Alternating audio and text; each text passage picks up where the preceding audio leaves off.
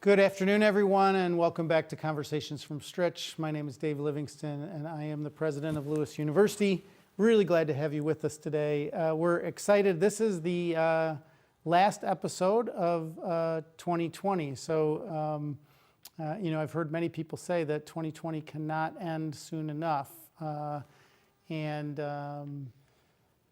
We're looking forward to 2021, though we've had a great actual semester in terms of all that we've accomplished during this fall.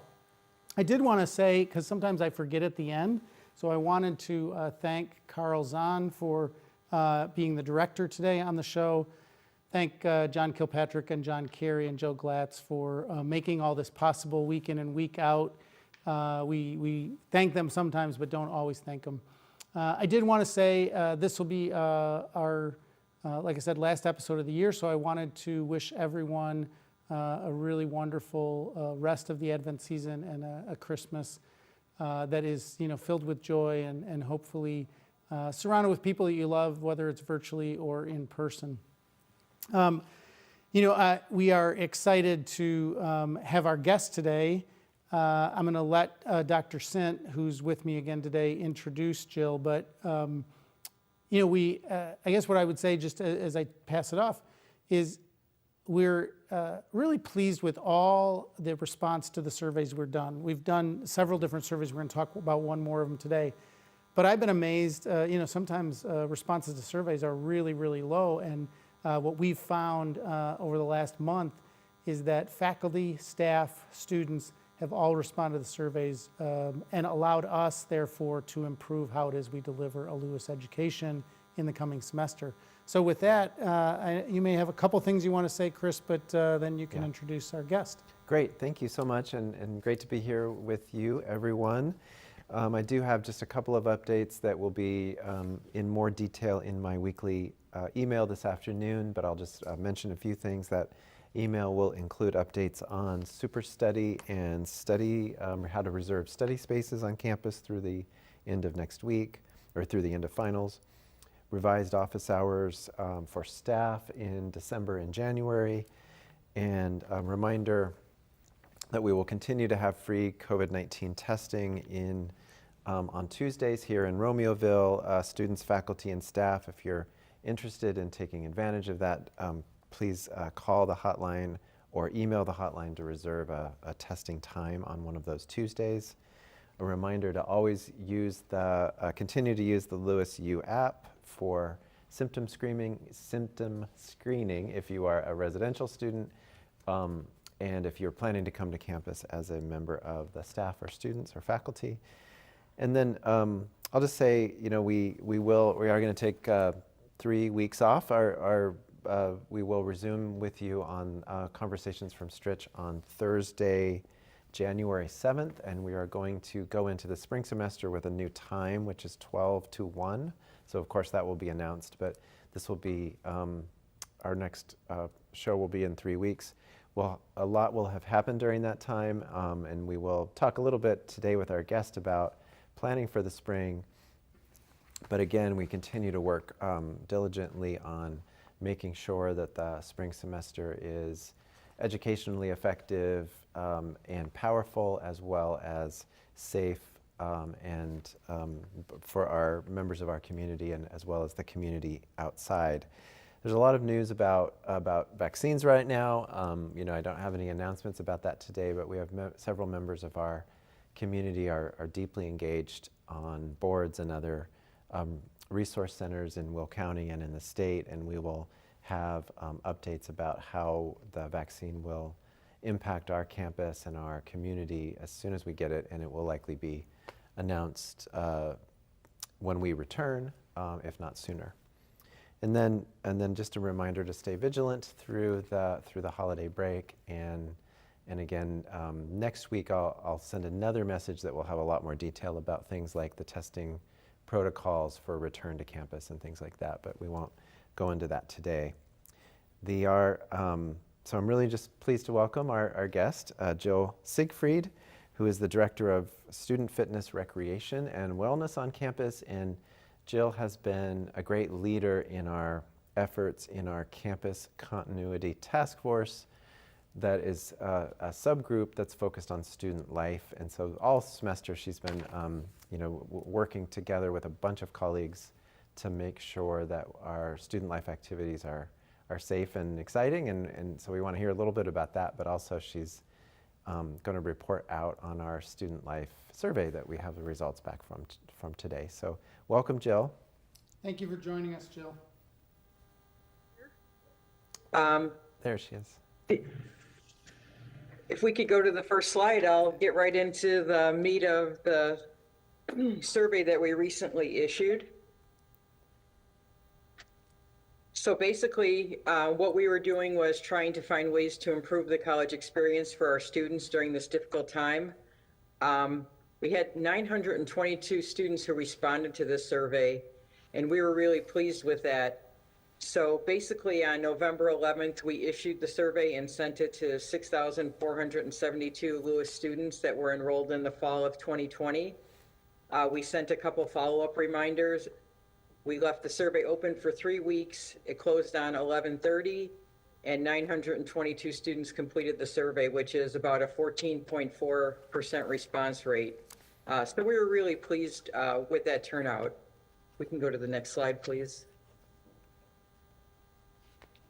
So basically, if you look at the survey here, we surveyed our undergraduates, our graduate students, residents, and commuters, and in all honesty, the response rate among commuter students was much higher than we expected, which was a pleasant surprise. This gives us great data on how to reach them. And we also did get some great data on how to reach our students who do live on campus.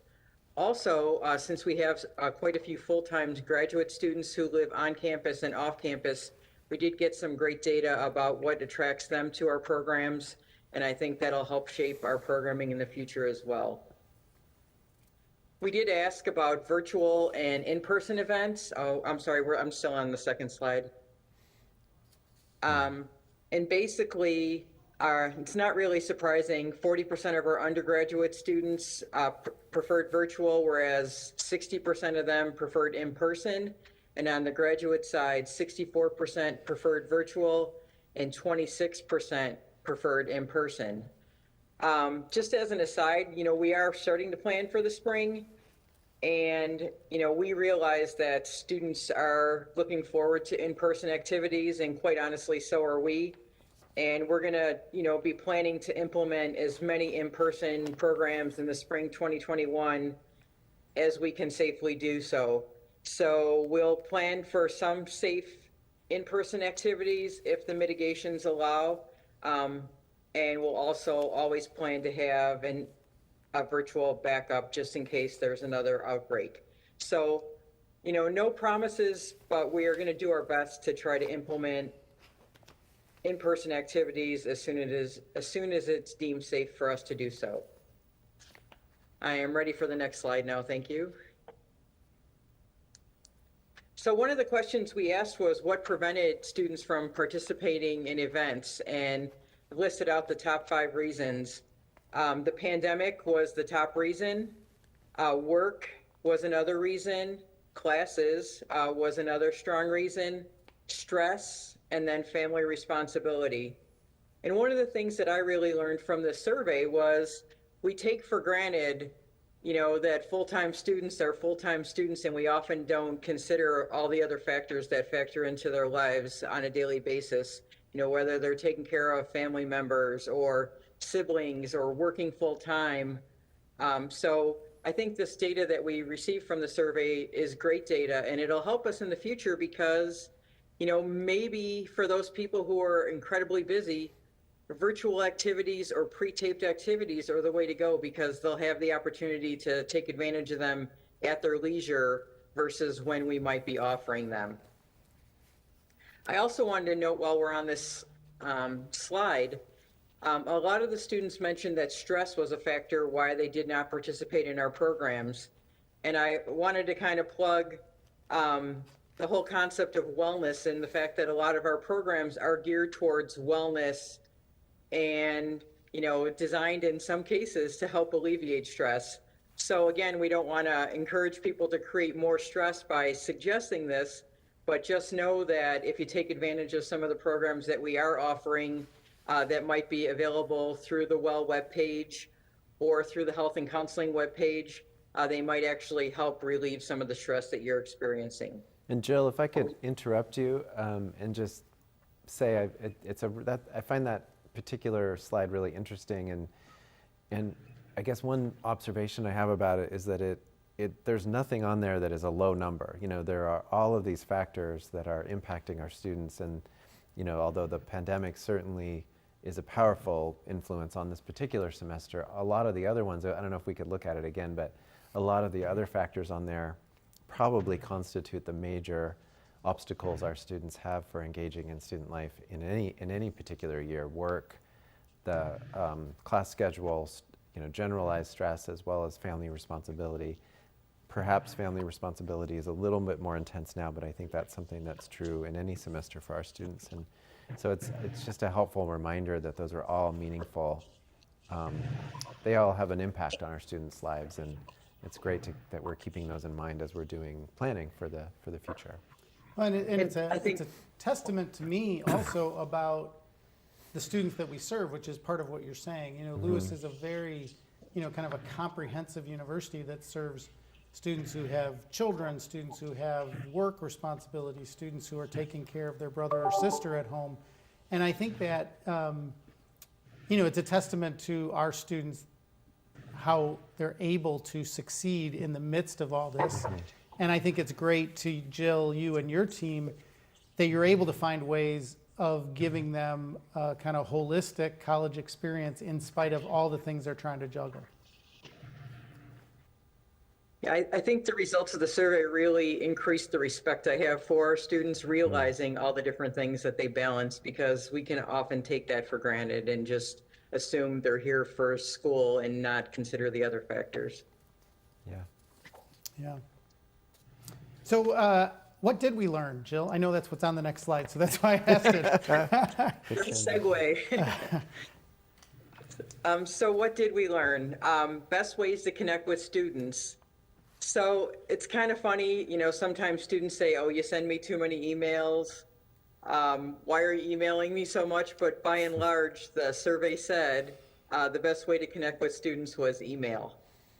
We did also learn that Instagram plays a big part in their lives. So that's already helped us, where we've developed a few programs that we're going to roll out in January that deal with Instagram, just knowing that that's the social media app that they're most engaged with at this point. The Lewis U app has taken off and is much more popular. Again, I'm not sure if we can thank the pandemic for that, because, you know, we've started using it so much with our check-ins in the morning and things like that. But we are finding that the students are connected with the app, and hopefully we'll develop more strategies that'll help that be even more effective in the future. Students do find This Week at Lewis helpful, the weekly email that comes out on Tuesdays. And students are also starting to get used to our monthly calendar that the student life planning team puts out every month, that kind of highlights a snapshot of all the activities that we have coming out for the next month. The students also did share with us the best time for them to attend events. So they're saying between 4 and 8 p.m. is the best time for us to schedule activities. And they are also saying that Thursdays and Fridays are the best time for activities. Some ideas that we've come up with moving forward after we've digested the comments and the results of the survey. We're going to start a program that's going to be a series on monthly Instagram stories. And the series is going to be called Hidden Gems on Campus. So I'm sorry, we can advance to the next slide if you don't mind. There we go. So hidden gems on campus. And one of the students actually gave us this idea. The student basically said in their comments, you know, there's a lot of great things on campus that people aren't aware of. Do the students know that we have a Frisbee golf course? Do they know that we have a trail on our campus that's, you know, a pathway that they can take a nice walk or jog? Do they know that we have sand volleyball courts? Do they know we have a putting green? All these things that, you know, we just kind of forget that people don't know that they exist. So we're going to highlight these different things and monthly Instagram stories where we're going to ask students to get involved and kind of take students on a little tour to show them these hidden gems around campus. And hopefully some of the education will help increase the usage and the fact that students have the opportunity to take advantage of these things. Also related to that, aside from the stories and hidden gems, we also plan to incorporate Instagram more into our general event marketing. Related to that, we're also looking for some students to help us out and be some social media ambassadors for us. So we're trying to get some students who might want to help us out by advertising our different events and helping spread the word so we can increase the number of followers, the number of likes, and basically the number of people who know all the great activities and opportunities that are going on around campus. Another program we're considering rolling out is a collaborative program. It ties in our group, our committee, our team. It also is going to tie in with some academic departments, and we're going to try to work on some sort of a collaborative mindfulness program, again, that students can help again, use to become more relaxed, release some stress, and just find some nice ways to take care of themselves. We do also have some programming that can be accessed at your leisure. For example, we've been doing a ton of brackets. People seem to love these brackets. We've done the best candy bracket. We've done best Christmas movie bracket. In the future, in January, winter time, don't get out very much. We're doing the best shows to binge watch bracket. So again, we might get some good shows that we can all watch on Netflix when, we're still staying inside because of the pandemic, but trying to find something to do to be social.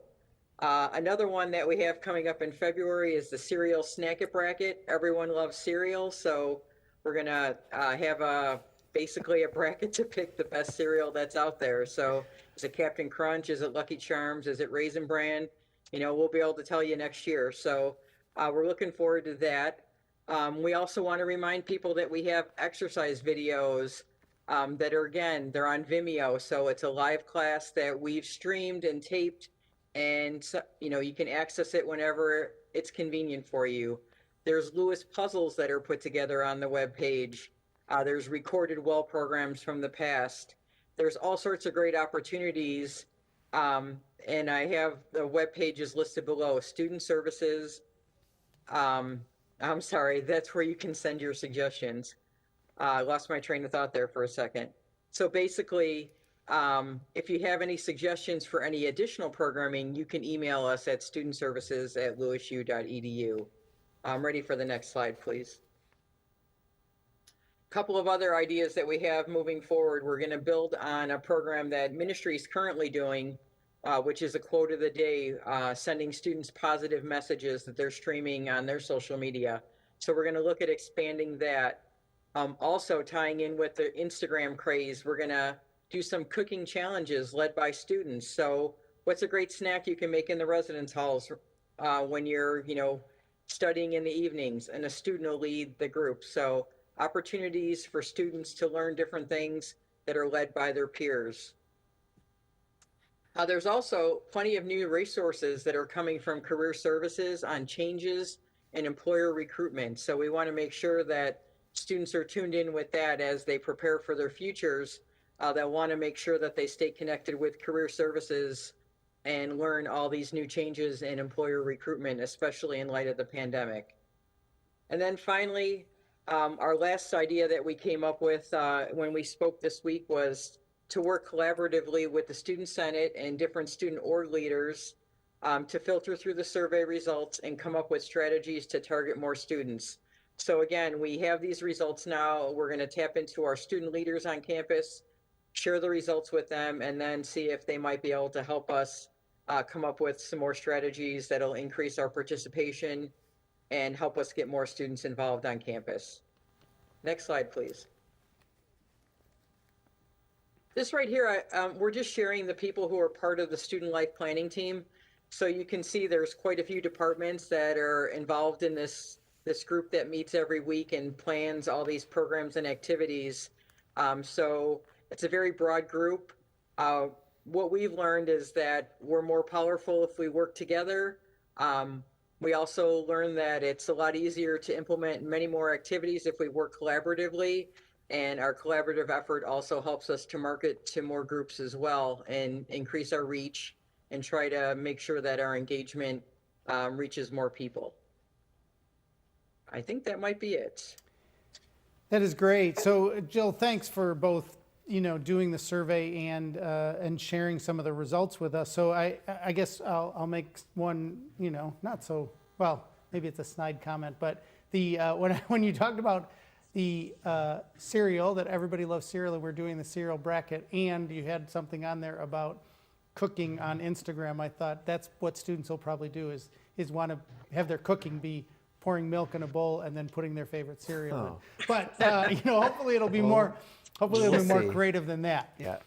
And I do know that there are a lot of classes out there right now that families are doing where they're they tell you the ingredients ahead of time, and then you go back and cook a meal together as a family, because it's an activity that 3 or 4 families can all cook the same meal by signing up to the same class. And so I'm sure there's ways in which we can be creative, and I really am glad that you're using student government. And I want to, of course, say thank you to that whole list of the many parts of the campus that have really come together to help students out through these challenging times. Mm-hmm. I guess one of the things that I wanted to ask you, Jill, is because I know you're really into this, because sometimes we do that yearly walk together just for our employees, but maybe you could talk a little bit about, especially when we're all cooped up in our residence hall rooms or in our offices, how exercise plays into that in terms of kind of our own mental health,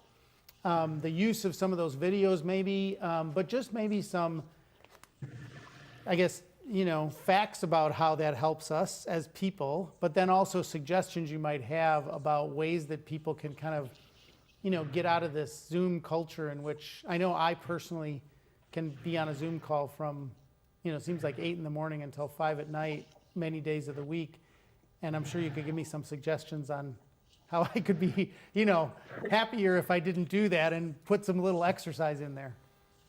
Well, I mean, we all owe it to ourselves to find the time to step away from our desk or step away from our computer to get ourselves moving, even if it's just a 20-minute walk, a walk up and down the stairs a few times. We're at a great advantage here because we have the field house, so we could step away from our desk and walk a couple laps inside. But it is really important for your mental health. It is really important just for your body, just to kind of get the blood flowing. And it's great for your eyes to step away from the computer and just treat yourself. I mean, everyone deserves to treat themselves and do something that's for themselves. So if you can find a safe way to do your exercise, and again, we have all the virtual options if you have that capability.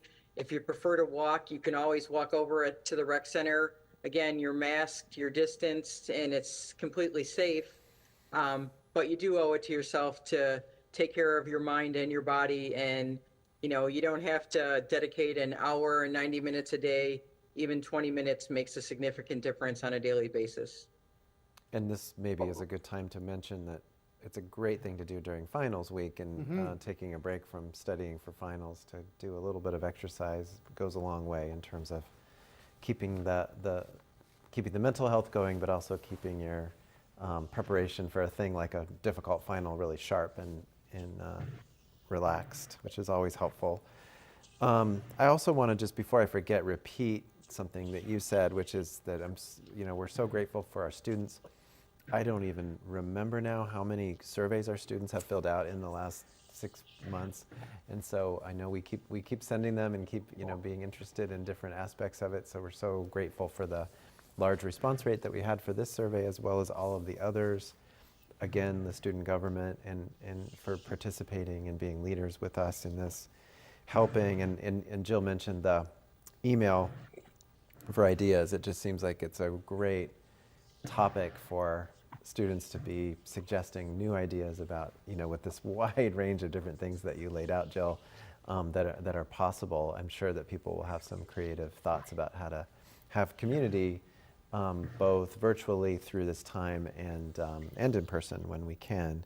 So I guess I want to ask a little bit more about the virtual aspect of things. So we will be doing it out of necessity to some degree, and we'll figure out how much of it is necessary in the spring as things go on. But I think we're also, what I heard you say, and I think what I've been reflecting on looking at the results, is that we're going to probably be doing this way beyond the end of COVID-19, especially in relationship to the large response from graduate students, from commuter students who live farther away or have complicated work lives and so on. So I don't know if you can say a little bit about what you've learned so far about what's kind of working, and you mentioned sort of live virtual things, recorded recorded things that people can access, and just so many different ways. Well, currently on the webpage that's called The Well, your place for all things wellness, we have our lunch and learns that we hosted this year that we videotaped on Zoom. So basically we just recorded them. Oh, thank you for sharing that. Thank you. And there's a lot of great resources there. So you can see all the different dimensions of wellness, and you can see the links for our virtual group exercise classes and for our pre-recorded wellness programs. The way we're kind of looking at it is we know now that a lot of our students are perhaps too busy to participate in our live events. So even when COVID is no longer a factor, when we go back to somewhat of a regular routine, we still are committed to kind of keeping some virtual components there. So students who don't have the opportunity to participate with us at lunchtime or between 4 and 8 will still have the ability to, take the time to view the program at their leisure, or even share it with a family member. It's not like you can't do these group exercise classes with your entire family if you have a safe space in your house to take advantage of. So I think from my perspective, at least from student recreation, fitness, and wellness, we in the future will be implementing live programs when it's safe to do so, and also continue to offer virtual programs as well. Yeah, that's great. Jill, could you just, I know some of this came out already, but were there any specific either in-person activities that we were able to do safely that you felt like were, the most popular among our students or our faculty and staff? And then maybe what you see in terms of, growth and interest. I know you talked about some of the brackets and stuff like that, but I know you've also been involved in kind of the esports thing, and I'm wondering whether, that feels like something that could potentially be done, those multiplayer games, in a safer way from multiple locations. So I don't know if you've seen any increase in that. So I don't know if you could just talk a little bit about, this last semester, what did you see as popular among the students? Well, we had a few intramural activities that went well. We focused on the racket sports and the activities that were deemed safe, like, for example, pickleball or badminton. We did tennis outside. Those are relatively successful. I know campus student activities ran. They did some pumpkin decorating where students just had to come in and pick up the pumpkin and then basically post pictures of the finished product. That was very popular.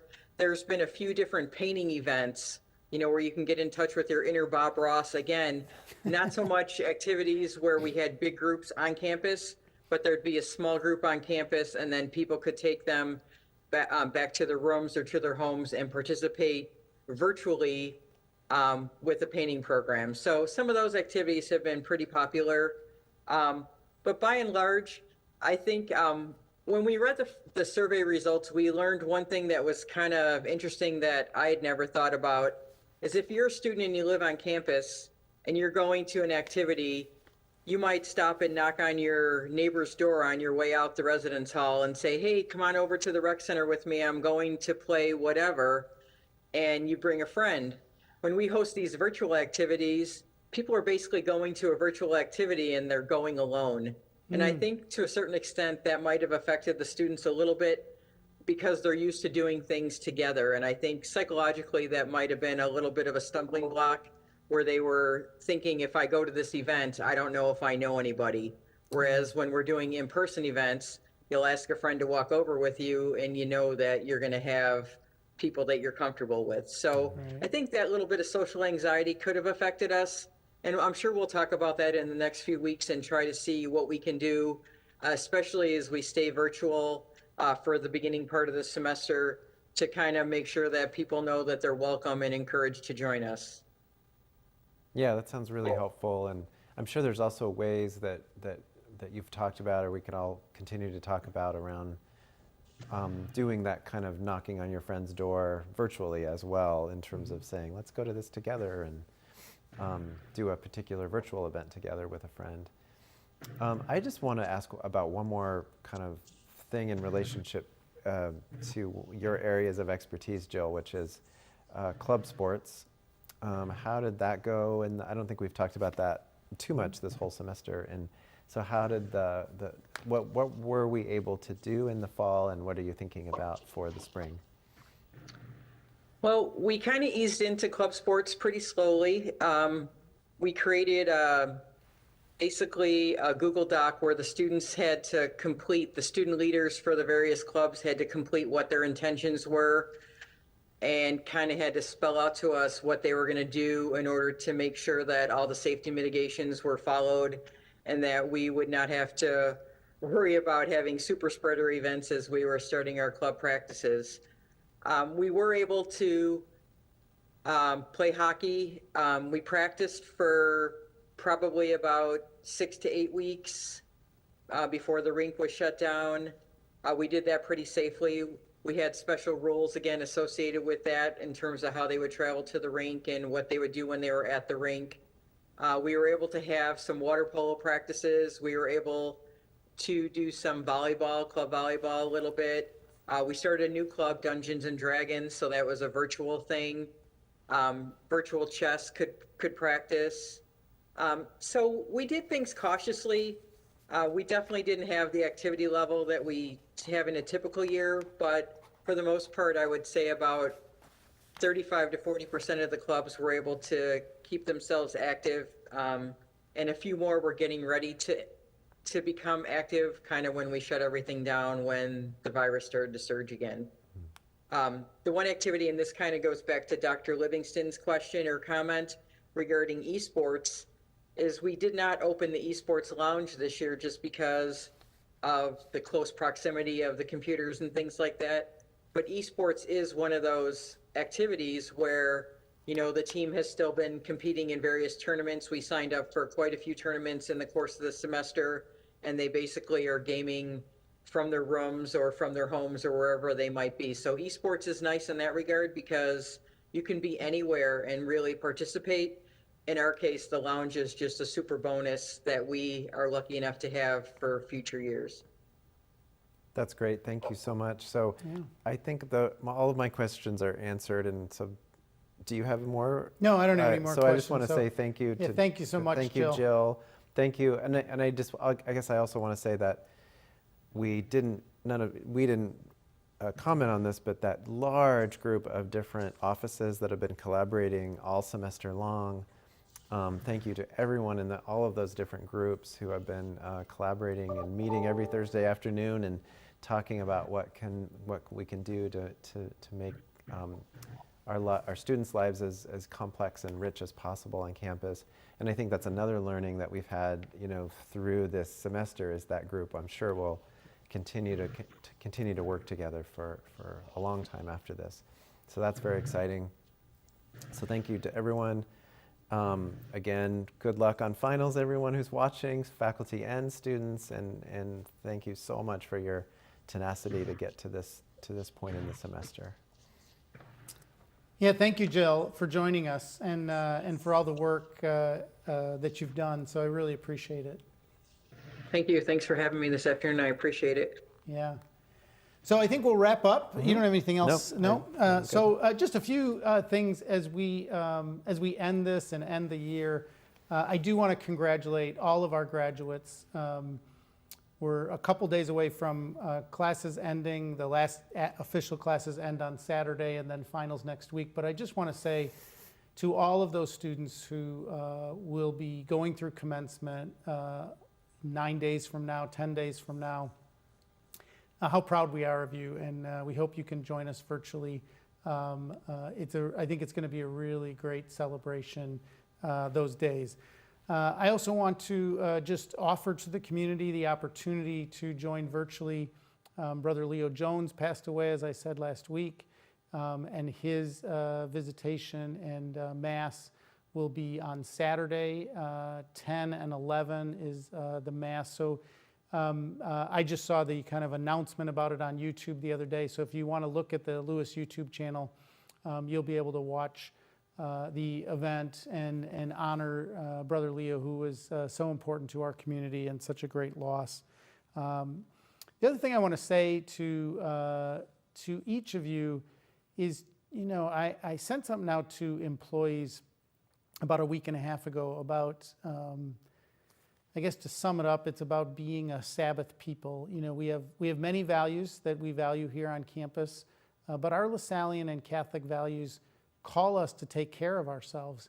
So as we come into this Christmas season, I really hope that you will find time to replenish yourself and to find time to do those things that you love, that fill you up, that make you feel like rejuvenated and ready for next semester. We do have a little extra, a week for the students before they come back after Martin Luther King Day.